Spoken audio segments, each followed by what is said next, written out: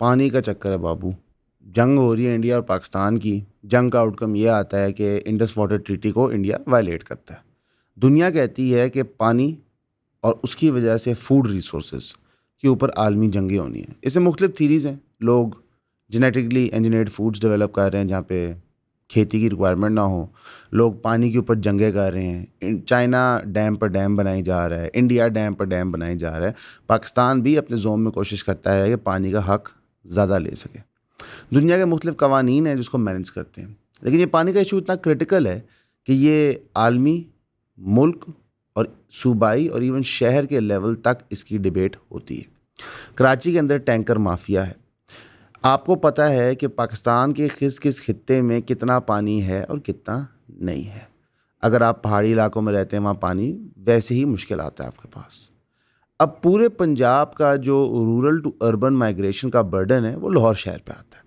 इसकी कई वजूहत हैं। हमने और कोई मेजर सिटीज़ डेवलप नहीं की, लाहौर को प्रायोरिटाइज़ किया है, इकोनॉमिक हब बनाया है, जिसकी वजह से पूरा का पूरा पंजाब यहाँ पे आता है। कराची की सिचुएशन देखते हुए और जो बलूचिस्तान और KPK में फसादात रहे हैं पिछले 20-25 साल से, तो उनकी भी पॉपुलेशन का एक हिस्सा पंजाब लाहौर आता है। अब इस सारे ओवरवेलमिंग बर्डन को देखते हुए जो नेचुरल वाटर टेबल है लाहौर शहर का वो नीचे जाए जा रहा है। वाटर टेबल क्या होता है? क्या आपने इतनी बोरिंग की तो पानी निकला है ज़मीन से। लाहौर शहर में आज से 25-30 साल पहले पानी खासी ऊंचा था, सरफेस लेवल के करीब था।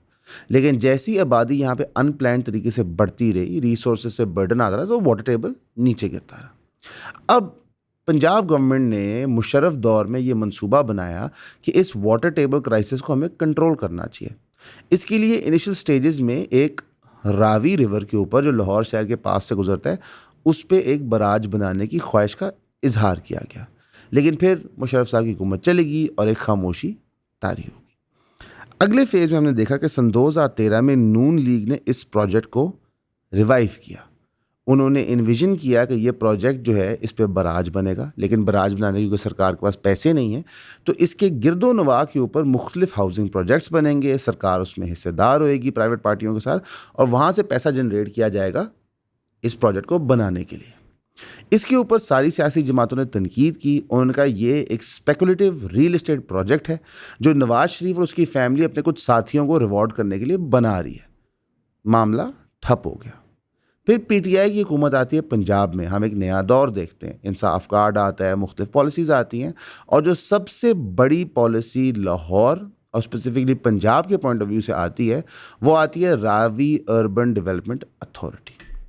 लाहौर शहर के जो लोग रहते हैं उनको पता है कि लाहौर की रियल इस्टेट मार्केट, लाहौर की डेवलपमेंट मार्केट को LDA Lahore development authority control करता है। उसके अप्रूवल्स देना, क्या लीगल है क्या इलीगल है, काफ़ी मामला के डिस्प्यूट हैंडल करना, और 14 महकमों के NOC जारी करना, जैसे वापडा, सुई, वासा, इस तरह के जो डिपार्टमेंट्स होते हैं हाउसिंग प्रोजेक्ट के। उसकी अथॉरिटी से बाहर एक अथॉरिटी बनाई जाती है रूडा। अब जब रूडा को तश्कील दिया जाता है तो ये एक ऑटोनमस बॉडी क्रिएट की जाती है जो किसी के अंडर नहीं है। इसके कानून इस तरह के बनाए जाते हैं कि इस बॉडी को सू करना, इसके खिलाफ लिटिगेशन करना मुश्किल होता है। ये बॉडी एक दफ़ा तो हाई कोर्ट से इलीगल डिक्लेयर हो जाती है, लेकिन फिर सुप्रीम कोर्ट इसमें रिलीफ दे देता है। यानी कि वही सियासी जमात जो नून लीग की तनकीद कर रही थी कि ये एक रियल एस्टेट स्पेकुलेटिव प्रोजेक्ट है, वो इस प्रोजेक्ट को दोबारा प्रेजेंट करती है।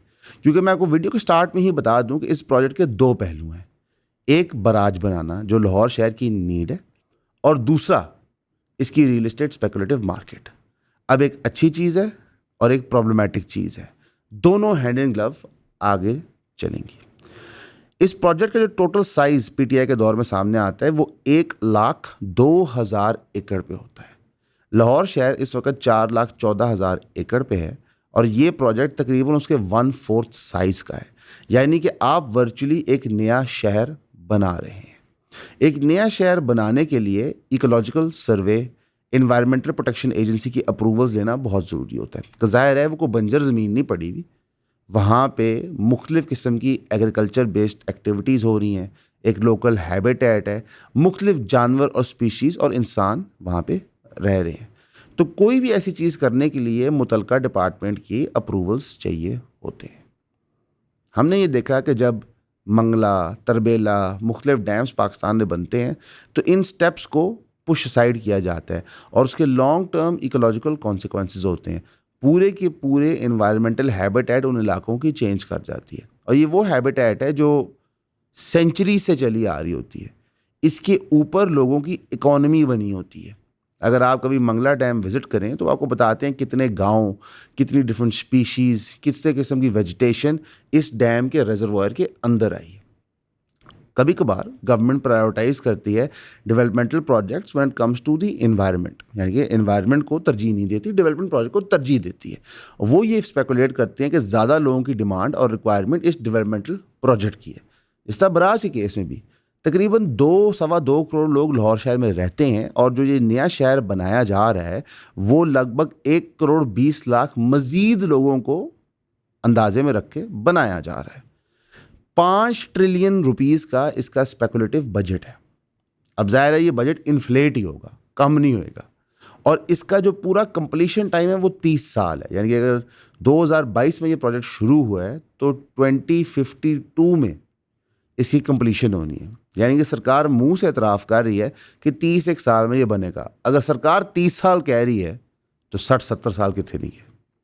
सरकार का जो ट्रैक रिकॉर्ड है लाहौर शहर के अंदर, चाहे वो एलडी का प्रोजेक्ट हो, Johar town, Allama Iqbal town, LD avenue 1, LDS city, इनकी डिलीवरी टाइम्स बहुत डिलेड होते हैं। और इस स्केल का प्रोजेक्ट तो सरकार ने आज तक नहीं किया कि इतना एम्बिशियस 1,02,000 एकड़ का प्रोजेक्ट जो सिर्फ हाउसिंग का नहीं है, उसके अंदर बराज भी है और बराज रिलेटेड फैसिलिटीज़ का भी है, तो वल्लाही ये कितनी देर में होगा ये हम नहीं जानते।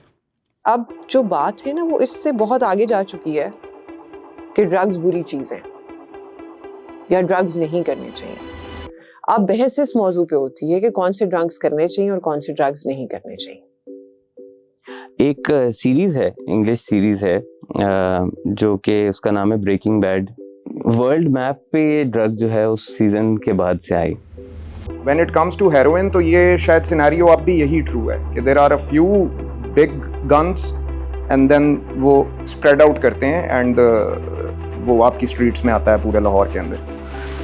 I don't know who these mafias are. They are stronger than the government maybe.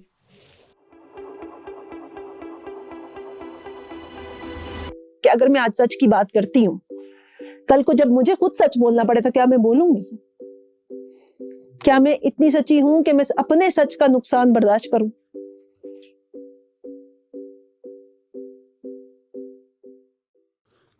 अब हम प्रोजेक्ट के करंट स्टेटस पे आते हैं कि आज वो प्रोजेक्ट कहाँ पे खड़ा हुआ है। प्रोजेक्ट एक्टिवली ऑन गोइंग है।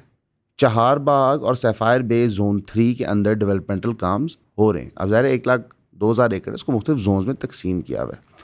इंफ्रास्ट्रक्चर डेवलपमेंट इतनी प्रोग्रेस कर गई है कि 80% सड़कें कंप्लीशन के करीब पहुंच चुकी हैं और मेजर वाटर टैंक्स इंस्टॉलेशंस बन रही हैं। एक्सप्रेसवे और प्रोमेनेड जो बनने हैं वो तकरीबन 25 के एंड तक कंप्लीट हो जाए, यानी कि आपका एक्सेस इस प्रोजेक्ट के अंदर घूमना वाइबल हो जाएगा 25 के एंड तक। रूडा एक्टिवली और इसके जो प्राइवेट पार्टनर्स हैं वो मार्केटिंग कर रहे हैं, बेच रहे हैं रेजिडेंशियल और कमर्शियल माल, और आपको प्रॉमिस कर रहे हैं कि इसकी इन्वेस्टमेंट बहुत ग्रो करेगी, ये बहुत ऊपर जाएगा।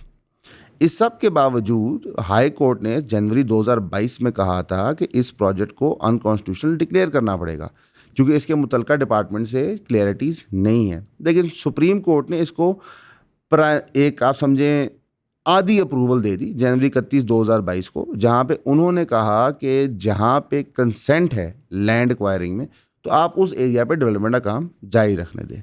उसकी वजह है जो नंबर 1 प्रॉब्लम इस प्रोजेक्ट में आ रही थी वो ये थी कि जो लोकल फार्मर था वो ज़मीन छोड़ना नहीं चाहता था, या वो ज़मीन पे मलकियत रखता था या वो तीसरी या चौथी नस्ल उस ज़मीन पे काश्तकारी कर रही थी। पाकिस्तान का जो कानून है वो ये रिक्वायर करता है कि आप उन लोगों को या तो ज़मीन परचेज़ करें जिसके पास रजिस्ट्री इंतकाल है, या फिर उनको मुतलका अलॉट करें कोई और ज़मीन, या फिर उनको शिफ्ट करें कॉम्पनसेशन दे के। अब यहाँ पे प्रॉब्लम ये आ रही थी कि जो लैंड एक्वायरर्स थे प्राइवेट पार्टियाँ वो इंटरेस्टेड नहीं थे ये काम करने में। ज़ाहिर है वो सरकारी इदारा तो है नहीं, वो तो प्राइवेट पार्टी हैं, वो तो प्रॉफिट मोटिव देखते हैं। तो रादर दैन कि एक ज़मीन के वो 25-30 लाख रुपए दें फिर फार्मर को उसके ऊपर पैसे दें, उन्होंने फार्मर को कोअर्शन टैक्टिक्स इस्तेमाल करना शुरू कर दी। फिर इंटरेस्टिंगली इनफ कई प्रोजेक्ट्स इस जोन में ऑलरेडी एग्जिस्ट करते थे जो रावी के बेड को खा गए थे। यानी कि रावी रिवर जो है जब वो रिसीड करता है, यानी कि उसके अंदर पानी कम होता है, उसका बहुत सारा बेड का एरिया खाली हो जाता है। उसके ऊपर प्रोजेक्ट्स बना चुके थे। हालांकि ये कंप्लीटली इलीगल है और बराज के पॉइंट ऑफ व्यू से भी ये इंतहाई अनसेफ है, लेकिन उन प्रोजेक्ट्स को भी एक ग्रीन लाइट मिल गई कि जनाब आपको भी हम अप्रूवल्स में डाल के क्लियर करवा देंगे। इसमें कई नामवर शख्सियतों के प्रोजेक्ट हैं। आप मुल्तान रोड पर चले जाएं तो वहाँ पे पार्क व्यू के कई फेजेज हैं जो रिवर बेड के अंदर आते हैं, इनको भी अप्रूवल और क्लैरिटी मिल गई। और ऑनेस्टली स्पीकिंग 14 से 15 प्रोजेक्ट्स हैं, ठीक है, जो इस बेड के नेचर में फॉल करते हैं। 2000 एकड़ फॉरेस्ट तबाह होके बन रहे हैं बिल्डिंग्स और स्कूल्स। 76,000 एकड़ फर्टाइल फार्मलैंड ख़राब हो रहा है। हमने तो अपनी ज़िंदगी में नहीं देखा, लेकिन हम अपने वालिदैन से बात करते हैं तो वो बताते हैं कि लाहौर के आगे पीछे बागात होते थे, लाहौर के आगे पीछे इतना फर्टाइल लैंड होता था जो आज कम्प्लीटली तबाह और डिस्ट्रॉय हो चुका है। अब पाकिस्तान के अंदर हम ऑल्दो एक एग्रीकल्चर इकॉनमी होने के बावजूद सालाना गंदम इंपोर्ट करते हैं। अगर आप उसके अंदर 76,000 एकड़ ज़मीन तबाह कर देंगे, उसको एग्रीकल्चर के काम नहीं आने देंगे, तो ये एक प्रॉब्लम क्रिएट करेगा। ज़ाहिर है हम यहाँ पे पहले प्रोजेक्ट अनाउंस करते हैं, फिर उसके प्रॉब्लम सोचते हैं। इकोलॉजिकल सर्वे ने बताया है कि 116 स्पीशीज़ है जानवरों की और 147 स्पीशीज़ है प्लांट्स के जो यहाँ पे रहते हैं, जो यहाँ से कम्प्लीटली रिमूव हो जाएंगे। अब हम आते हैं रिवर डैमेज की तरफ, और ये सबसे ख़तरनाक है। अभी रहीम यार ख़ान में बंद के रिपेयर ना होने की वजह से जो तबाही हमने देखी है, वो तबाही को हम इन्वाइट कर रहे हैं ये हरकत करके। सबसे पहली चीज़ कि आप डाउन स्ट्रीम फ्लड रिस्किंग ज़्यादा करते हैं, क्योंकि आप रिवर रावी को स्ट्रेट कर रहे हैं, उसके नेचुरल बेंड से चेंज करके उसकी तरतीब सीधी कर रहे हैं, लाइन। उससे होता क्या है कि आप तो बरात से पानी रोक देंगे, लेकिन जब आप पानी खोलेंगे तो वो स्पीड पकड़ेगा जाते हुए। तो आपके जितने लोअर एंड्स हैं रावी के, जो आके पंजाब के थ्रू गुजरते हैं, उनके अंदर जहाँ जहाँ बंद कमज़ोर होगा वो वहाँ टूटता जाएगा। जैसे रहीम यार ख़ान में टूटा, इससे बाकी शहरों का बहुत नुकसान होगा। जितना पानी तेज़ फ्लो करता है उससे उतनी ही ज़्यादा इरोजन होती है। अब आप कहेंगे इरोजन क्या होती है? पानी की फ़्लो से जो साइड की दीवार, मट्टी over a passage of time घसती जाती है और ख़त्म हो जाती है। तो जितना आप वाटर चैनल को स्ट्रेट करते हैं उतना स्पीड ज़्यादा होती है। तो जो मेंटेनेंस और रिपेयर लेट से आपने 10 साल में करनी होती थी, वो विद इन 2-3 ईयर्स आपको करनी पड़ेगी। जिसका मतलब है कि ये प्रोजेक्ट बन के फिर ऑपरेट होने के लिए लेबर और कॉस्ट हैवी है। यानी कि ये वन टाइम इन्वेस्टमेंट नहीं है, एक कंटिन्यूस प्रोसेस ऑफ री इन्वेस्टमेंट है। मोस्ट एग्रीकल्चर बेस्ड प्रोजेक्ट्स या वाटर टेबल सॉल्विंग प्रोजेक्ट्स जो होते हैं, उनको इकोनॉमिकली और इकोलॉजिकली सस्टेनेबल बनाया जाता है। ये बराज उस तरह नहीं है। अब जो फ्लड प्लेन्स थे नेचुरल इस पंजाब में कई सेंचुरी से, उससे हम रिवर रावी को डिस्कनेक्ट कर देंगे। इसका मतलब है खुदा ना खास्ता कभी रावी में पानी ज़्यादा आता है, हमने उसकी नेचुरल बेंड चेंज कर दी है, तो पानी जाएगा कहाँ? तो ना तो सिर्फ आपको ये बराज बनाना पड़ेगा, अब आपको कई mini reservoirs along the way बनाने पड़ेंगे। यानी कि जो हमने कॉस्ट स्पेकुलेट की हुई है उससे कई गुना ज़्यादा कॉस्ट इंक्रीज़ कर जाएगी। और होगा क्या कि हम पहले ये बराज बना देंगे, फिर हमारे पास पैसे नहीं होंगे अगली कॉस्ट पूरी करने के लिए, उसके डैमेजेस फ्लडिंग की शक्लों में बाकी एरियाज़ को आएंगे। इतना ज़्यादा जब आप स्मॉग का चर्चा करते हैं, आपके कोर्ट्स जो हैं वो कहते हैं कि जनाब आप ई टैग लगवाएं ताकि मोटरवे पे चढ़ने पे गाड़ियां पार्क ना करें और यहाँ पे सांस लेने की एक सकत नहीं होती, तो उसी शहर के अंदर अगर आप 1/4 का नया शहर बना देंगे तो आपके ख्याल से क्या होगा? जब आप इतनी कंस्ट्रक्शन, इतने घर, इतनी रूरल टू अर्बन माइग्रेशन कराएंगे तो होगा क्या? ये सिटी अनलिवेबल हो जाएगी। अभी रिसेंटली हमने कराची के ऊपर एक क्लिप किया के इलेक्ट्रिक पे, और हमने उसके बाद एक पॉडकास्ट भी शूट की नजम के साथ, जो हमारा दोस्त है ऑफ द स्कूल पॉडकास्ट का, जो वो कराची को डिस्क्राइब करता है कोई वहाँ रहना नहीं चाहता। अगेन ये अनप्लैंड सिटी ग्रोथ की वजह से थी। आज लाहौर शहर में प्लैंड सिटी ग्रोथ के नाम पे जो दिन दिहाड़े एक आप समझ लें नुकसान हो रहा है, इसको समझें। अब हम आते हैं ह्यूमैनिटेरियन क्राइसिस की तरफ जो वहाँ पे एग्जिस्ट करता है। जबरन हज़ारों के करीब स्मॉल फार्मर्स को वहाँ से निकाल दिया गया। जो बेस प्राइस कॉम्पनसेशन की दी जा रही है 2 लाख रुपए, वो सस्टेनेबल लिविंग के लिए है नहीं। फार्मर्स बार बार सरकार के सामने जाए क्लेम करते हैं कि पुलिस, लैंड माफिया और army run frontier works organization यानी FWO हमारे पे प्रेशर टैक्टिक्स और इंटिमिडेशन कर रहा है। उन्होंने कहा ये वही सिचुएशन थी जब लाहौर शहर के अंदर ऑरेंज लाइन मेट्रो ट्रेन बनी थी, जहाँ पे लोगों को जबरन निकाला गया था और वर्चुअली कोई कॉम्पनसेशन नहीं दी गई थी, जिससे सैकड़ों जिंदगियाँ तबाह हो गई थी। लेकिन उतने लोग अफेक्ट नहीं हुए थे जितने इस केस में हो रहे हैं। उसकी वजह यह है कि यहाँ पे जो लोग रहते हैं उनके पास कोई सोर्स ऑफ मज़ीद इनकम नहीं है। अब आप कहेंगे कि यार रूडा जो है वो एक सरकारी इदारा है, उस पर कोई ना कोई ओवरसाइट, कोई चेक एग्जिस्ट करता है। हमने आपको शुरू में समझाया था कि ऐसा कुछ भी नहीं है। रूडा का डिज़ाइन इस तरह है कि उसको अनप्रेसिडेंटेड क्रॉस सेक्शनल पावर दी गई है, यानी कि वो मुख्तलिफ डिपार्टमेंट से काम में इंटरफेयर भी कर सकता है, वहाँ से रिसोर्सेज उठा भी सकता है। रूडा कह देगा अगर ये चीज़ मेरे परव्यू में है तो बाकी सारे डिपार्टमेंट्स और बॉडीज़ उसके नीचे आ जाएंगी। अभी तक रूडा के जो स्पोक्स पर्सन है वो क्लेम करते हैं कि इस तरह के क्लॉजेज नॉर्मल होते हैं और वो सेक्शन 4(2) ऑफ द लॉ को रेफर करते हैं, जहाँ पे वो कहते हैं कोई भी स्टेट अथॉरिटी सू हो सकती है। लेकिन इन प्रैक्टिस ऐसा नहीं है। सू करने के लिए भी आपको ग्राउंड्स चाहिए होते हैं, एरिया चाहिए होते हैं जहाँ पे आप कास्ट हैं, और रूडा ने उसको फेयरली लिमिटेड कर दिया है।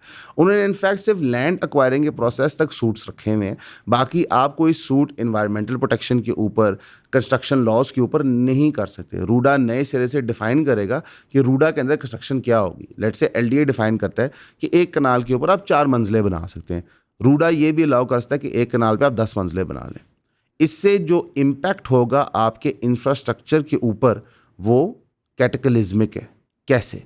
गुलबर्ग के अंदर हम एक केस स्टडी लेते हैं। गुलबर्ग के अंदर कटिंग थी 2 कनाल, 4 कनाल, 8 कनाल, 6 कनाल, so on and so forth all the way to 64 कनाल। जो यहाँ पे sewer pipelines, water supply pipelines और गैस पाइपलाइंस डाली गई थी, वो इस चीज़ को पॉइंट ऑफ व्यू में रख कर डाली गई थी कि ये बड़े घर हैं, यहाँ पे पर एरिया 5 से 6 या 7 अफराद होंगे।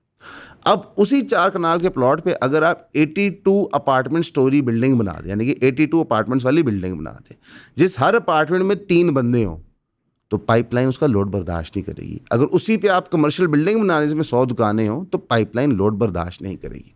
यानी कि आप सिस्टम को चोक भी करते हैं, एक रेजिडेंशियल हैजर्ड भी क्रिएट करते हैं, और फिर उसी प्रॉब्लम को सॉल्व करने के लिए अरबों रुपए फिर खर्च करते हैं। और अक्सर औकात ये होता है कि ये प्रॉब्लम सॉल्व नहीं किए जाते, उन्हीं ट्रांसफार्मर्स पे, उन्हीं पाइपलाइंस पे मज़ीद प्रेशर डाला जाता है अंटिल सिस्टम कोलैप्स करे। गुलबर्ग की कई गलियां पानी से भर जाती हैं बिकॉज सब ने ऑफ रैम्प स्लोप्स बनाए हुए, और उसकी वजह से वो गलियां वर्चुअली अनयूजेबल हो जाती हैं। वासा दौड़ता है, मौके पे चीज़ें साफ़ करने की कोशिश करता है, लेकिन कानून ही इनफेक्टिव बना हुआ है कि of ramp slope LDA allow करता है आपको बनाना। उसी तरह रूडा को जब अनप्रेसिडेंट आपने पावर्स दे दी, तो RUDA in the name of facilitating private business कुछ भी करने को तैयार होता है। फिर एक बहुत बड़ा प्रॉब्लम है रूडा का। ज़ाहिर है सरकार ने तो अनाउंस किया कि हमारे पास पैसे नहीं है, हम बना तो सकते नहीं है, तो प्राइवेट पार्टनर्स इन्वेस्टमेंट करके बनाएंगे। ये कौन है प्राइवेट पार्टनर्स? रूडा ने आज तक इसको ओपेक रखा है। ओपेक से क्या मुराद? ओपेक से मुराद कि ना क्लियर है, ना कंप्लीटली ब्लैक है, कंफ्यूजिंग है।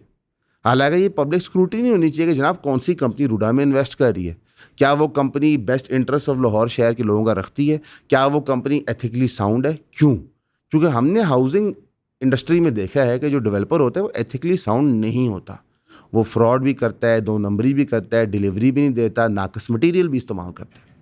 अब उसके पास पैसा है, अगर कोई भी फ्रॉड डेवलपर आके रूडा को अरबों रुपए के प्रॉफिट्स दिखा के वहाँ पे फर्जी प्रोजेक्ट लॉन्च करे, तो जिम्मेदार कौन होगा? बकौल रूडा के वो जिम्मेदार होंगे। लेकिन सवाल तो ये बनता है कि अगर कोई 10 अरब 20 अरब का फ्रॉड वहाँ पे कर दे, 50,000 इफेक्टिव बनाए, तो रूडा क्या करेगा? क्या नैब का ज़रिया इस्तेमाल करेगा? नैब कितना इफेक्टिव है केस को प्रोसिक्यूट करने में? हमने ये कई दफ़ा कवर किया है। फ्रॉड होता है 2010 में, 2021 में जाकर लवाकिन को उनकी ओरिजिनल अमाउंट वापस हो रही होती है। मैं इससे ज़्यादा बेवकूफ़ाना चीज़ हो नहीं सकती। इसीलिए रूडा को चाहिए कि वो बुक्स ओपन करे, बताए कौन सा डेवलपर उनके साथ काम कर रहा है, क्या काम कर रहा है, और हर चीज़ को पब्लिक रिकॉर्ड का पार्ट बना दे। इनफैक्ट पाकिस्तान के अंदर कई दफ़ा मांग हो चुकी है कि जो हाउसिंग प्रोजेक्ट्स हैं उनको एक ग्रेट बॉडी के अंडरनीथ होना चाहिए। उस बॉडी के पास अथॉरिटी होनी चाहिए डायरेक्ट करने के लिए प्रोजेक्ट किस डायरेक्शन में जाएगा, क्या करेगा और किस तरह करेगा। HRCP की रिपोर्ट के मुताबिक फेक कंसल्टेशंस की गई हैं। अब HRCP को ये गली मोहल्ले की अदारा नहीं है, ह्यूमन राइट्स कमीशन पाकिस्तान है, कि फेक कंसल्टेशंस किए गए हैं, और जो मौके पे लोग हैं स्टेक होल्डर्स, उनसे एक्चुअली पूछा नहीं गया ये होना भी चाहिए कि नहीं। फिर ये भी बताया गया कि जो मुतलका इदारे थे, लेट्स से फॉर एग्जांपल आपका EPA, एनवायरमेंटल प्रोटेक्शन एजेंसी, जिस कंपनी को हायर किया गया था इकोलॉजिकल सर्वे करने के लिए, जो engineering consultancy services Punjab private limited थी, वो EPA की अप्रूव्ड लिस्ट पे ही नहीं थी। यानी कि जिस बॉडी ने आपको अप्रूवल देना है उसकी अप्रूव्ड लिस्ट ऑफ वेंडर्स होता है। जिस बॉडी से आपने एनवायरमेंटल प्रोटेक्शन का अप्रूवल लिया वो उस लिस्ट के ऊपर ही नहीं है। यानी कि इस तरह की आप कमियां कोताहियां भी करते जा रहे हैं। देखो दोस्तों, मज़ीद डिटेल जो इस डॉक्यूमेंट के अंदर है वो इंशाल्लाह हम वीडियो में अटैच कर देंगे, आप पढ़ते रहें, लेकिन आप मुद्दा आसान ज़ुबान में समझें। लाहौर में जेन्युइन वाटर का इशू बन रहा है और 10-15 साल में नज़र आता है कि इशू बड़ा हो जाएगा। वाटर टेबल भी फॉल कर रहा है, प्रॉब्लम्स भी एग्जिस्ट कर रही हैं। इसका सलूशन ये नहीं है कि लाहौर को 1 करोड़ 20 लाख लोगों के लिए और तैयार कर दो, यहाँ पे बराज बना दो। इसका एक्चुअली सलूशन ये है कि पंजाब में मल्टीपल लाहौर बनाओ।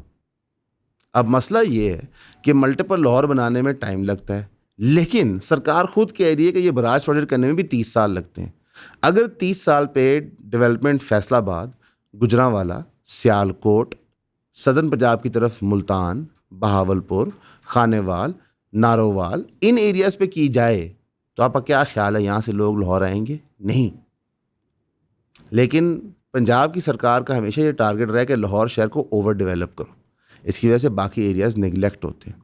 जो चीफ मिनिस्टर पंजाब होता है उसकी सीट लाहौर शहर में होती है और वो लाहौर शहर तक ही रुख रखता है अपना। PTI की हुकूमत से ये तवक्को नहीं थी, हालांकि उनका जो CM था वो साउथ पंजाब से था, उस्मान बुज़दार साहब, लेकिन नून लीग का जब भी CM आया तो वो लाहौर शहर का है, तो वो लाहौर शहर के अंदर प्रोजेक्ट्स प्रायोरिटाइज करते हैं। लेकिन इसका प्रॉब्लम क्या है कि ये सस्टेनेबल नहीं होते। आपने मेट्रो लाइन तो बना दी, लेकिन इतनी रूरल टू अर्बन माइग्रेशन होगी कि वो भी चौक होगी आज। अब आप क्या करेंगे? तो रियलिटी ये है दोस्तों कि पानी का प्रॉब्लम है, पूरी दुनिया में है, लाहौर शहर में भी है और आने वाले दिनों में ज़्यादा होगा। इसको रोकने का यही तरीका है कि डेंसिटी ऑफ पॉपुलेशन एक इलाके में कम कर दो, कि आपका रिसोर्सेज जो ऑलरेडी एग्जिस्ट करते हैं इलाके में उस पर बर्डन कम हो, बल्कि बर्डन डिवाइड हो जाए। इस डिवीज़न के लिए बहुत ज़रूरी है कि पंजाब, बलूचिस्तान, सिंध और KPK में मल्टीपल सिटीज़ बने, क्योंकि हर कैपिटल पे थोड़ा प्रेशर तो होता है लेकिन इतना अनड्यू प्रेशर नहीं होता। पूरे सिंध का क्या, पूरे पाकिस्तान का प्रेशर कराची पे है, सेकंड नंबर पे लाहौर पे है। पूरे बलूचिस्तान के अंदर आप कोयटा में रहना चाहते हैं, पूरे KPK में आप पेशावर में रहना चाहते हैं। तो जब तक इस बर्डन को सबड्यू नहीं किया जाएगा ये प्रॉब्लम परसिस्ट करती रहेगी। हम अर्ज करेंगे कि चीफ मिनिस्टर साहिबा पंजाब इसको देखें, इस प्रोजेक्ट को रोकें और इसको रिवर्स करें कि जनाब अब हम rural to urban migration Lahore शहरी कंट्रोल करेंगे। अब हम और शहरों की डेवलपमेंट करेंगे। जो 5 ट्रिलियन रुपीस आपने यहाँ पे लगाने हैं ना, प्राइवेट पार्टियों को इंसेंटिवाइज करें कि वो जाके डेवलप करें मुख्तलिफ शहरों को, कि भाई आप यहाँ पे डेवलपमेंटल प्रोजेक्ट्स लाएं, सरकार को हेल्प करें। बिकॉज इन प्राइवेट कंपनियों ने प्रॉफिट कमाना है तो वो उन शहरों में भी कमाया जा सकता है मुख्तलिफ बिजनेसेस करके। रियल एस्टेट का बिजनेस भी कमाया जा सकता है, लेकिन पंजाब की और पाकिस्तान की दरहकीकत रिक्वायरमेंट है कि मल्टीपल सिटीज़ बने। उम्मीद है आपको हमारी वीडियो पसंद आएगी। लाइक, शेयर और सब्सक्राइब कीजिएगा। हमेशा की तरह आपका सुनने का शुक्रिया।